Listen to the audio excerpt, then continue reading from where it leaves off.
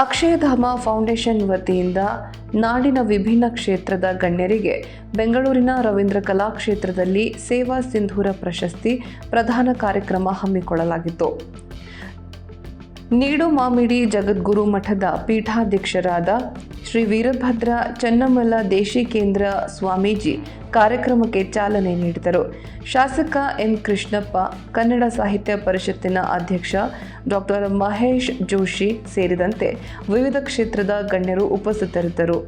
ಸುಗಮ ಸಂಗೀತ ಲೋಕದ ಮಹಾತಾರೆ, ಸರಳ ಸಜ್ಜನಿಕೆಯ ಶ್ರುತಿ, ಲಯ, ಸ್ವರ, ಗಾನಭೂಷಿತೆ ನಾಡೋಜ ಡಾಕ್ಟರ್ BK ಸುಮಿತ್ರಾ ಅವರಿಗೆ ಸೇವಾ ಸಿಂಧೂರ ಪ್ರಶಸ್ತಿಯನ್ನು ನೀಡಿ ಗೌರವಿಸಲಾಯಿತು.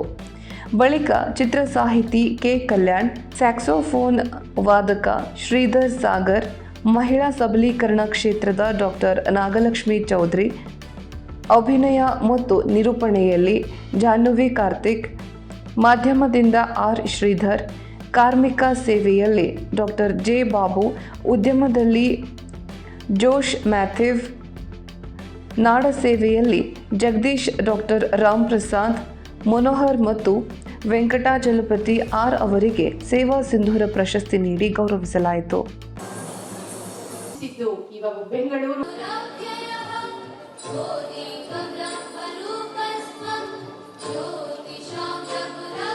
ಯಾವುದೇ ಕಂಪನಿ ಆಗಲಿ, ಯಾವುದೇ ರಾಜ್ಯವಾಗಲಿ ಪ್ರಗತಿಯ ಹೆಜ್ಜೆಗಳು ನೀಡಬೇಕಾದಲ್ಲಿ ಪ್ರತಿಭಾವಂತರ ಒಂದು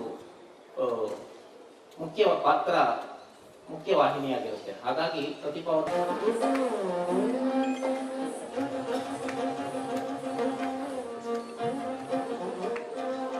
ಅಸ್ವಸ್ಥತೆಗೆ ಎನರ್ಜಿಯಾಗಿ ನಾವು ಆ ಕೆಲಸವನ್ನು ಮಾಡುವಂತ ಹೊಣೆ ನಾವು ಹೊತ್ಕೊಳ್ತೀವಿ.